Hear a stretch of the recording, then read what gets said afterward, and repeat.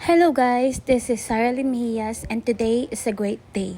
Kasi sa wakas, today mayroon na tayong buyer ng ating Hyundai Accent 2011 model, manual transmission. Syempre, this Hyundai Accent has a cold aircon, complete papers, and nakarehistro.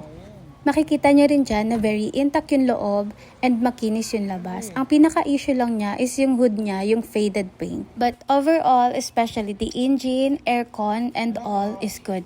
And syempre, most especially yung papers, chine-check namin yan and bine-verify namin. And syempre, yung presyo niya, nakuha ni Sir ng both kami masaya. Si Sir nga pala ay tropang QC. Shoutout sa'yo Sir, salamat po sa pagkuha ng aming unit. And that's it for today. Okay, bye! So, sa tropang budol. Oh.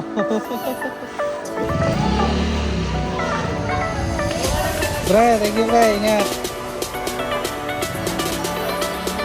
Oh.